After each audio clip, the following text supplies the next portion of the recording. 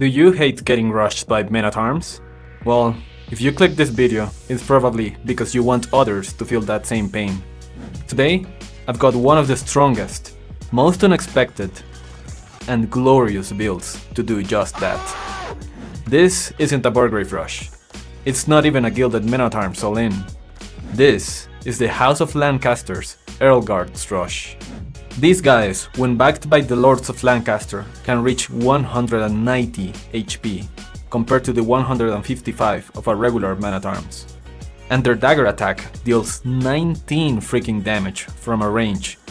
That means they can 3-shot villagers without even needing to dive under a town center. Oh, and by the way, you get 3 of them for free when you age up with the White Tower. So you can already start harassing the enemy with them, way before the 8-minute mark. So now that you know how busted this can get, let's get into it. Start sending your first 6 villagers to sheep and immediately set your rally point to gold. The scouts should go into a standard scouting pattern. If you can, try to always see what's near your gold vein, relatively quickly. This will be useful to us later. Your gold villagers will build the house and the mining pit. After you reach 3 gold villagers, set your rally point back to sheep until you have enough resources to age up. Once you have the resources, build the Abbey of Kings with 2 foot villagers. As soon as you place your landmark, transfer 1 villager from sheep to a nearby straggler tree, and 1 more from sheep to gold. The 2 villagers constructing the landmark will then go to the straggler trees. Your rally point will stay on food until we reach enough resources to advance to Castle Age. Now, when you have finished scouting your half of the map, send your scout towards your enemy's base. You will need to look out for weak spots. For example, do they have a forward gold or berry bushes? Where are his deers or his secondary gold mines? This is all very important to know where to attack when you reach castle. Also, the Abbey of Kings gives us a free Lord of Lancaster. Analyzing what your opponent is doing will let us know what to do with this unit. If you are against a knight civilization, it might be better to leave your lord by your gold mine to help protect it. If not, you have to analyze whether it's worth to send it forward and harass your opponent with it. At this point, we will be floating a bit of wood. Use this to build houses and a barracks. If you see your opponent is making units, you will need to use this wood to build a tower, on your gold instead. By the 6-minute mark, you will have enough resources to age up.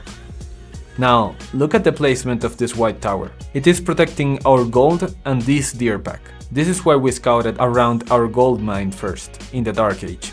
If you get a deer spawn like this, near your gold vein, you will protect all of the important resources.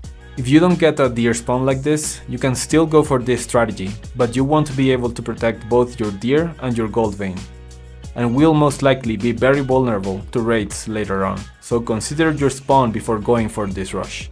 Also, there will be maps such as Carmel, where the boar can spawn very close to your base. If this is the case, you can even go for a white tower on the boar. Make sure you place it just on the very edge of its range. Then you can manually target the boar with your white tower to lure it towards your villagers like this. This will give you a huge economic boost. Now, as soon as you start placing your landmark with 10 villagers, we will need to redistribute our macro. Send 1 more villager to gold for a total of 5. Leave only 4 villagers on food, and the rest of the villagers should go to the woodline. The TC rally point should also stay on the woodline for the rest of the game.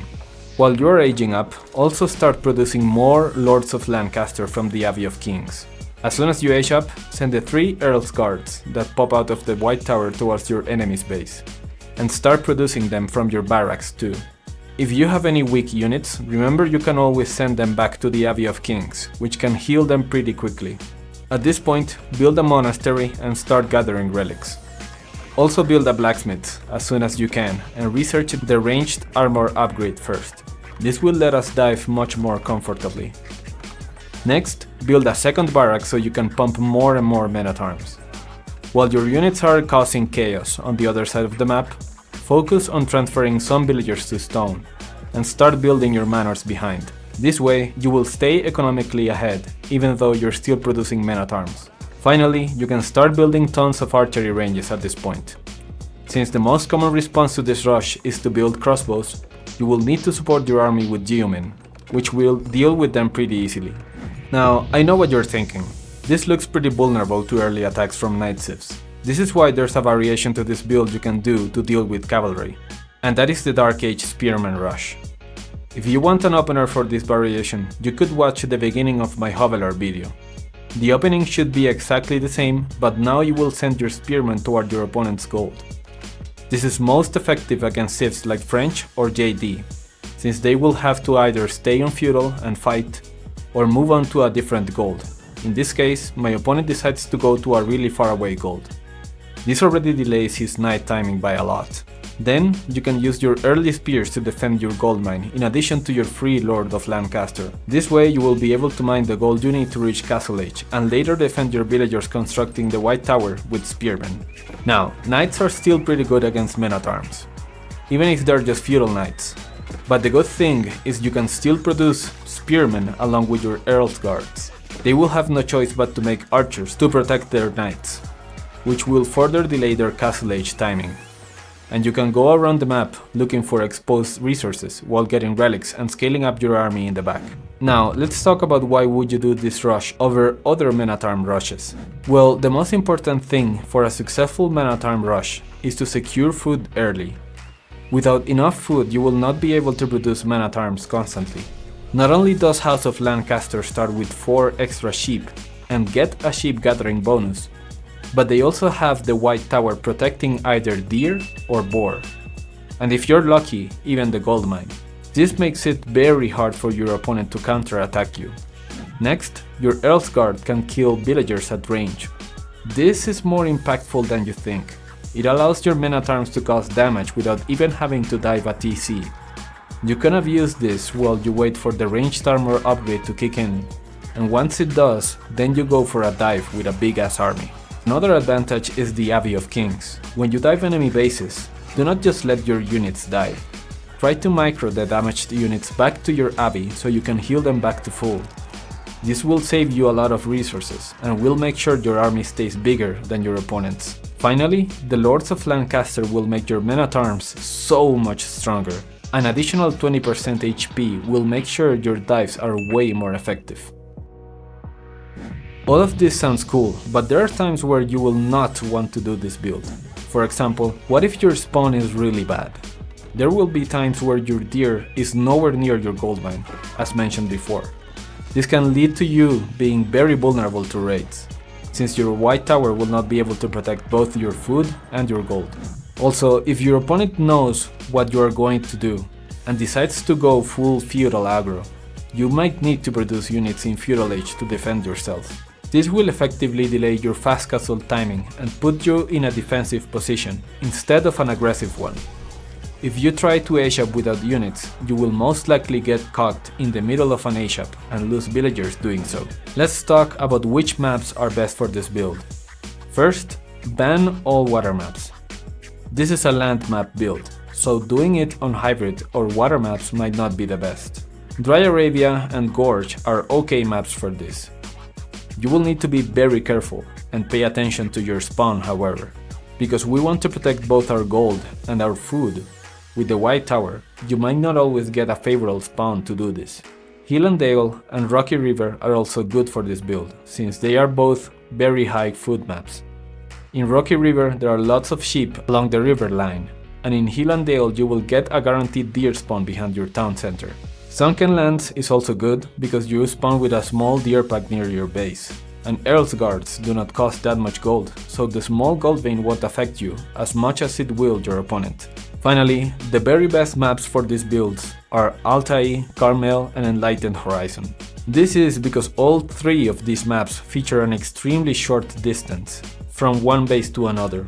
They are also very high on food, so you will have plenty of safe places to place your White Tower in. And lastly, in Carmel, you will be able to place your White Tower in a place where you will even get the boar, which will increase your food gather rate by a lot. Now, this seems like a strong cheese, but it definitely has weaknesses, especially in the early game.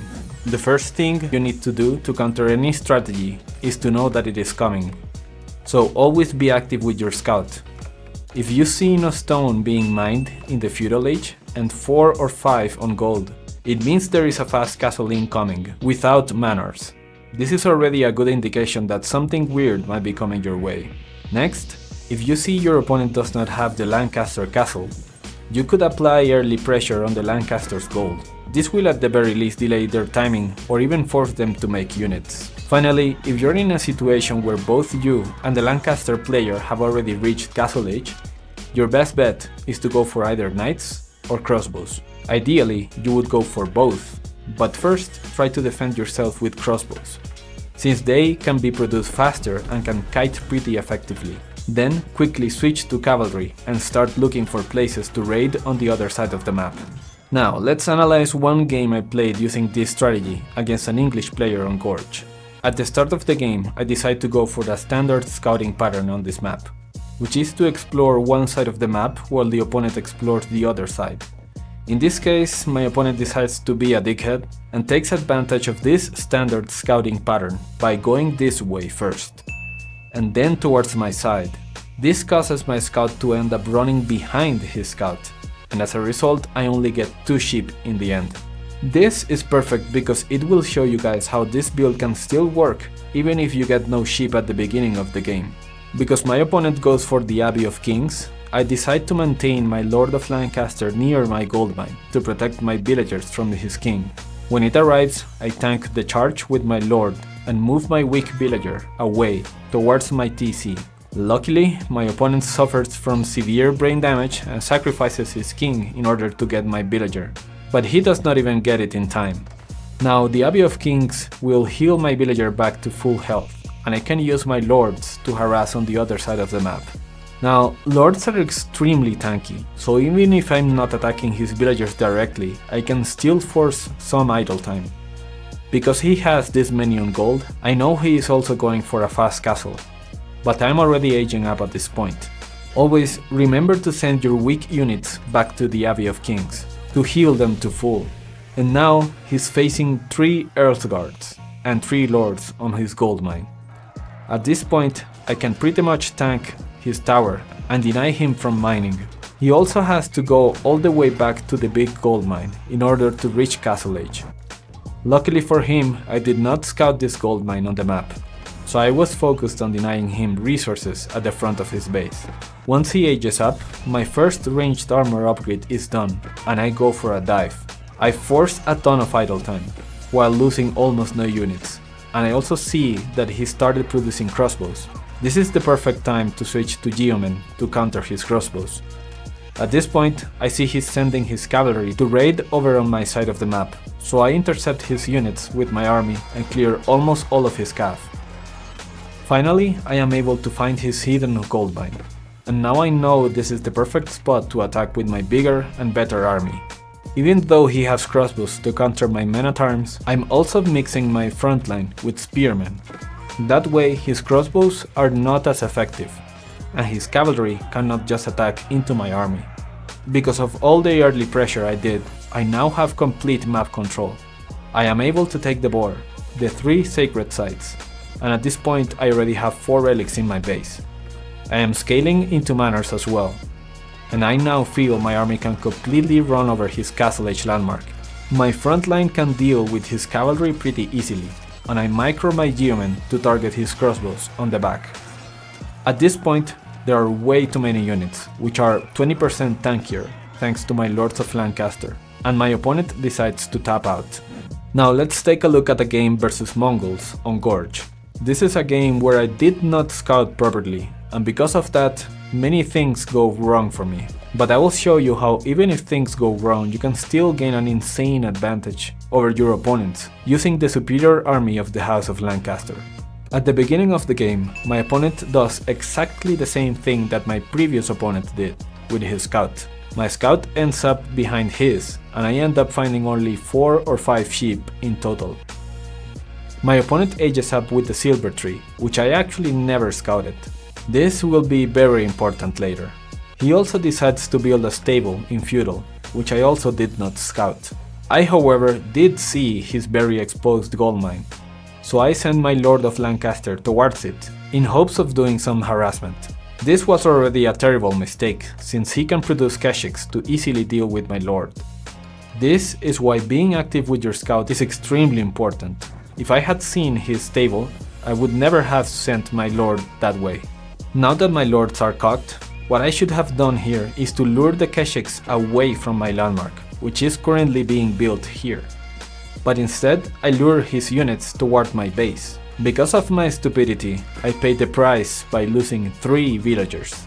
At least, I get one of the Keshiks with my white tower, and my Chad at arms quickscope the remaining one with throwing knives.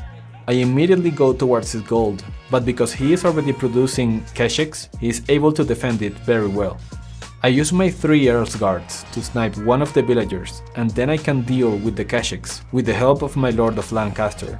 These fights might look bad for me, but I am now forcing my opponent to make a very expensive unit to defend himself. This will lock him to the feudal age for a while.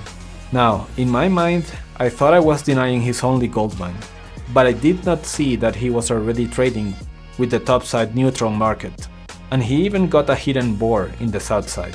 Because I lost my scout earlier, I am having trouble knowing where to attack exactly, and I was confident that I was getting ahead, but this was definitely not the case. Back home, I am focusing on getting relics, capturing sacred sites, and scaling my army with spearmen too. Because I saw that the Keshik count was starting to rise, these spears will help me deal with them more effectively. At this point, I thought I had enough units to dive his base, and initially I did a lot of damage. I got around 5 villagers and cleared his whole Keshik count. But I definitely overstayed under 2 towers and 1 TC firing at my units, so I almost lost my whole army here. This was definitely a mistake from my part. Because I saw the crossbows, I started scaling into Geoman back home. He, however, takes his opportunity while my army is weak to start decapping my sacred sites. At this point, I find some damage on his deer, but he starts chasing my men-at-arms with his whole crossbow army.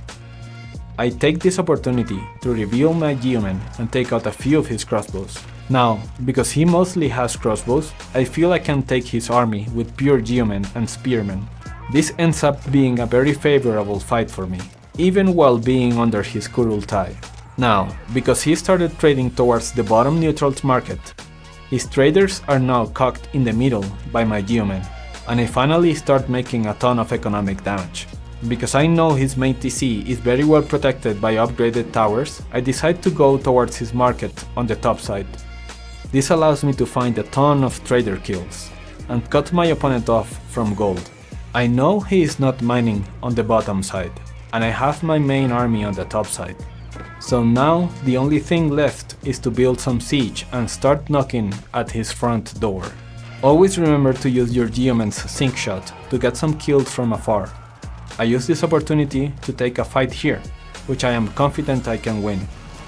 Even under the Kurul tie and diving under TC and upgraded towers. I lose a lot of my units, but he also loses a lot of gold units that he can't afford to replace. I cocked him on the bottom side trying to go for this gold, but I already had a spearman there waiting. Now, with trebuchets knocking on his door, the final fight approaches and he decides he has to attack, or he will definitely lose otherwise. My army at this point is way bigger and stronger. My geomen deal easily with his Keshiks and his crossbows. And because my front line is buffed by the Lords of Lancaster and my men-at-arms are stronger than his, I win this fight very decisively. My opponent finally decides to call the game here. And that's it. If you reached this far, consider leaving a like and a subscribe. That definitely means a lot. Thank you, and I hope you're having a great day. See you in the next one.